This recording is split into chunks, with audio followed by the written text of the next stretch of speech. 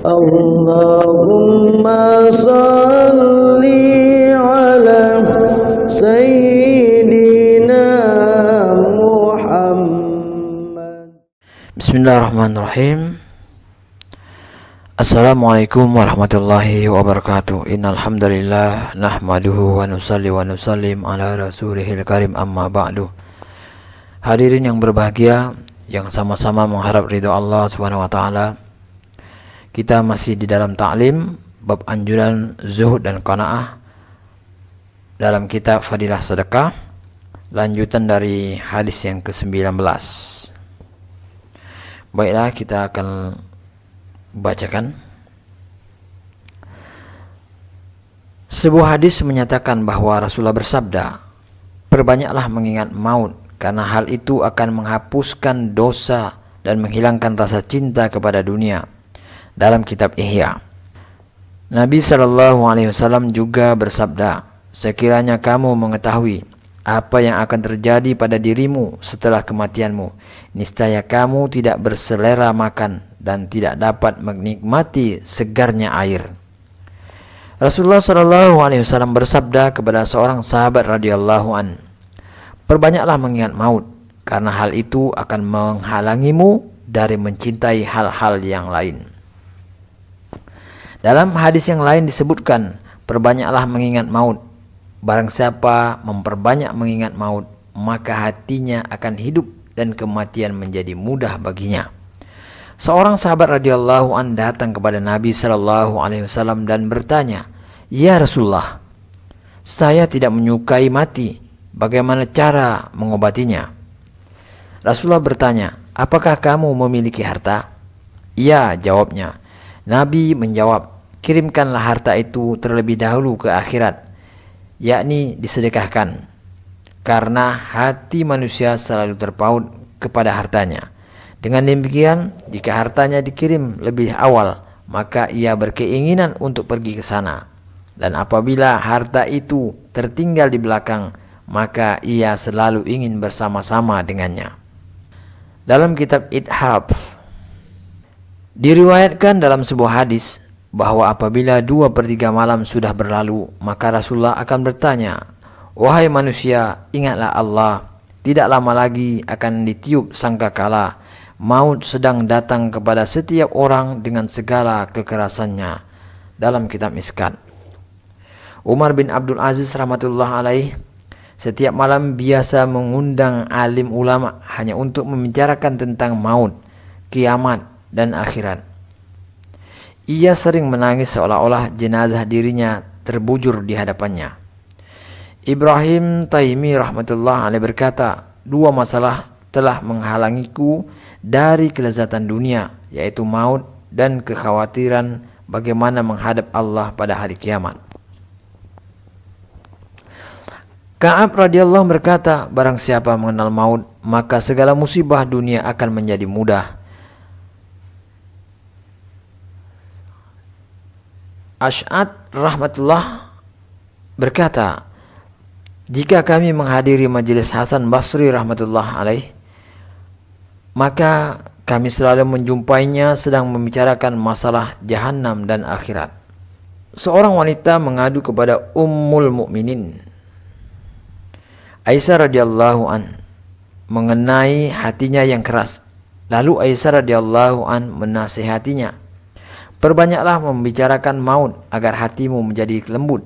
Kemudian wanita itu pulang dan mengamalkan nasihatnya. Selang beberapa hari, wanita itu datang lagi menemui Aisyah radhiyallahu an dan mengucapkan terima kasih kepadanya. Dalam kitab Ihya, Imam Ghazali rahmatullah berkata, "Kematian itu merupakan masalah yang sangat besar, namun kebanyakan manusia tidak mempedulikannya. Biasanya karena kesibukan dunia, seseorang tidak pernah membicarakannya. Seandainya dibicarakan pun tidak direnungkan dalam-dalam, karena hatinya sibuk dengan masalah lain. Pembicaraan mengenai maut hanya sebatas di mulut dan di telinga, sehingga pembicaraan itu tidak berpengaruh dan tidak bermanfaat. Seharusnya maut direnungkan dengan penuh kesungguhan, seolah-olah ia sudah ada di depan mata." Salah satu caranya adalah dengan memikirkan saudara-saudara dan kawan-kawan kita yang telah meninggal dunia. Bagaimana mereka dibawa ke perkuburan, lalu diletakkan di dalam tanah. Bayangkanlah wajah-wajah mereka, rencana-rencana mereka sebelumnya, dan bayangkanlah juga betapa tanah telah mengubah wajah mereka yang rupawan menjadi bagian-bagian yang terpisah. Betapa anak-anak mereka telah menjadi yatim, istri-istri mereka telah menjadi janda, kawan-kawan mereka ditinggalkan dan mereka pergi untuk selama-lamanya. Barang-barang, pakaian, dan harta benda mereka semuanya telah ditinggalkan. Peristiwa itu juga akan terjadi pada diri saya pada suatu saat yang tidak diketahui. Orang-orang yang dahulu berbincang dengan suara keras lagi fasih di majelis-majelis, hari ini mereka diam membisu. Orang-orang yang dahulu menikmati kelezatan dunia, hari ini mereka menjadi santapan tanah. Orang-orang yang dulu melupakan mati, hari ini mereka telah menjadi mangsanya. Mereka yang dahulu mabuk dengan semangat dan tenaga muda, kini tak seorang pun yang bertanya mengenainya. Mereka yang dahulu sibuk dengan rencana-rencana dan usaha dunia, kini tangan dan kaki mereka terpisah. Ulat dan belatung bergerak di atas wajah mereka, dan tubuh mereka dimakan ulat. Mereka yang dahulu senang tertawa-tawa, kini gigi mereka sudah habis tercabut. Mereka telah membuat rencana untuk bertahun-tahun, padahal ketika itu kematian sudah dekat di kepala. Maut sangat dekat, tetapi mereka belum bersiap-siap. Mereka merencanakan untuk mengadakan keselamatan pada malam harinya, tetapi mereka tidak tahu bahwa malam itu mereka tidak ada lagi. Peristiwa itu juga akan terjadi pada diri saya sendiri. Hari ini saya membuat banyak persiapan untuk kehidupan dunia, tetapi saya tidak tahu apa yang akan terjadi pada esok hari. Dalam kitab Ihya, para malaikat yang bertugas di langit menerima perintah Allah untuk urusan setahun pada suatu malam. Mereka diberitahu, dalam setahun kamu harus menunaikan sekian pekerjaan dan sekian keputusan untuk sekian orang. Terdapat riwayat yang berbeda mengenai hal ini. Apakah hal itu diturunkan pada malam Lailatul Qadar atau pada malam Lailatul Bara'ah, yaitu 15 Sa'ban. Namun mereka sepakat bahwa daftar manusia yang akan mati pada tahun itu telah diberikan kepada malaikat. Di dunia, mungkin seseorang sedang sibuk dengan kesenangan dan berbagai hiburan atau bertamasa, padahal di langit perintah untuk menangkapnya sudah dikeluarkan. Jika keputusan dari mahkamah ilahi yang maha tinggi sudah diumumkan pada malam itu bahwa dalam setahun ini ia akan menemui kematian, maka tak seorang pun yang dapat membantu untuk melakukan tawar-menawar. Tidak ada rayuan terhadap keputusan tersebut, dan masa kematiannya yang sudah ditetapkan itu tidak dapat diundur atau dimajukan walaupun 1 menit. Dalam menafsirkan surah Ad-Dukhan, Ibnu Abbas radhiyallahu anhuma berkata, pada malam Lailatul Qadar, semua masalah yang akan terjadi dalam setahun itu sudah tercatat di Lauhul Mahfuz, yaitu kitab takdir yang terpelihara. Kadar rezeki yang akan diturunkan sekian, fulan dan fulan akan mati, fulan dan fulan akan lahir. Demikian pula kadar hujan yang akan diturunkan.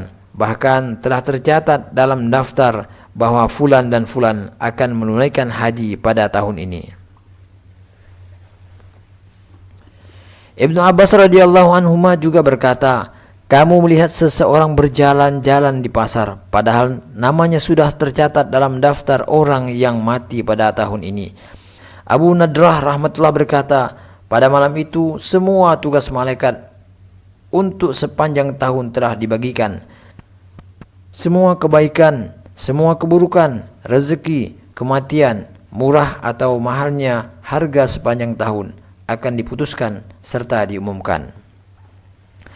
Ikrimah rahmatullah alaih berkata, pada malam Lailatul Bara'ah, yaitu 15 Sa'ban, Semua hukum keputusan untuk sepanjang tahun telah diputuskan dan diserahkan kepada malaikat, termasuk daftar orang-orang yang akan mati dan orang-orang yang akan berhaji ke tanah suci. Tidak ada pengurangan dan penambahan sedikit pun dari yang telah ditetapkan sepanjang tahun itu. Dalam sebuah hadis Rasulullah dinyatakan bahwa daftar semua orang yang akan mati antara bulan Sa'ban ke Sa'ban berikutnya telah diserahkan kepada malaikat beserta ketentuan waktu ajalnya. Ada orang yang menikah atau melahirkan padahal namanya sudah ditulis di langit dalam daftar orang yang mati. Aisyah radhiyallahu an berkata, biasanya Rasulullah memperbanyak puasa pada bulan Sa'ban, karena pada bulan itulah daftar semua orang yang akan mati sepanjang tahun itu telah disiapkan. Ada orang yang sibuk dalam pesta perkawinan, padahal namanya telah tertulis dalam daftar orang-orang yang mati. Ada yang pergi haji, padahal namanya telah terdaftar dalam daftar orang-orang yang mati. Sebuah hadis lainnya menyebutkan bahwa Aisyah radhiyallahu an bertanya kepada Rasulullah, mengapa beliau memperbanyak puasa dalam bulan Sa'ban? Rasulullah menjawab, pada bulan ini ditulis daftar nama semua orang yang akan mati pada tahun itu. Aku ingin agar ketika namaku dicatat dalam daftar itu, aku sedang berpuasa. Dalam hadis yang lain disebutkan bahwa pada malam nisfu Sa'ban, Allah memberitahukan kepada malaikat maut daftar nama orang-orang yang akan mati pada tahun itu. Rasulullah bersabda bahwa setiap hari ketika matahari terbit, matahari akan memberikan pengumuman, beramallah kalian, hari ini tidak akan datang lagi dalam kehidupanmu, yaitu maka hendaknya kebajikanmu pada hari ini tertulis sebanyak mungkin. Malaikat yang lain berseru, wahai orang yang mencari kebaikan, terimalah berita gembira, teruskanlah. Malaikat yang lain lagi berseru, wahai orang yang berdosa, berhentilah dan janganlah mencari sebab kebinasaan bagi dirimu sendiri. Dua malaikat lainnya mengumumkan, salah satu di antaranya berseru, ya Allah, berilah balasan kepada mereka yang menyedekahkan hartanya. Yang lain berseru, ya Allah, binasakanlah harta orang yang kikir. Atha bin Yasir rahmatullah berkata, apabila malam nisfu Sa'ban tiba, maka malaikat maut akan diberi daftar agar diperintahkan mencabut ruh-ruh orang yang namanya tercatat di dalam daftar itu sesuai dengan daftar yang ditetapkan. Ada orang yang di sini, yaitu di dunia, sibuk menghiasi rumah, mengadakan pesta perkawinan, membangun rumah, padahal di sana, yaitu di langit, sudah termasuk dalam daftar orang yang sudah mati dalam kitab Durrul Mansur. Imam Ghazali rahmatullah berkata, meskipun seorang manusia miskin tidak pernah ditimpa musibah, kemalangan, kegelisahan, kesusahan, atau ketakutan, dahsyatnya mati, naza atau dicabut nyawanya, dan kecemasannya sudah cukup untuk menghancurkan segala kelezatannya. Sesungguhnya mati adalah penghancur segala kesenangan dunia. Berfikir mengenai mati saja sudah cukup untuk menghapus kelalaian. Inilah kematian yang sangat mengerikan, sehingga memikirkan dan mempersiapkannya saja sudah cukup menyibukkan seseorang, terutama memikirkan kapan maut akan datang. Seorang ahli hikmah berkata, seutas tali yang ada dalam genggaman tangan orang lain, tidak diketahui kapan tali itu akan ditariknya. Luqman berkata kepada anaknya, maut adalah sesuatu yang tidak diketahui kapan datangnya. Maka sebelum datang dengan tiba-tiba, siapkanlah untuk menyambutnya. Alhamdulillah hadirin yang berbahagia, kita telah dengarkan ta'lim. Semoga apa yang kita dengar menjadi buah risau kita, menjadi kerisauan kita bersama, dan dengan rahman rahimnya Allah memberikan kekuatan bagi kita untuk mengamalkan dan menyampaikannya kepada saudara kita yang lain.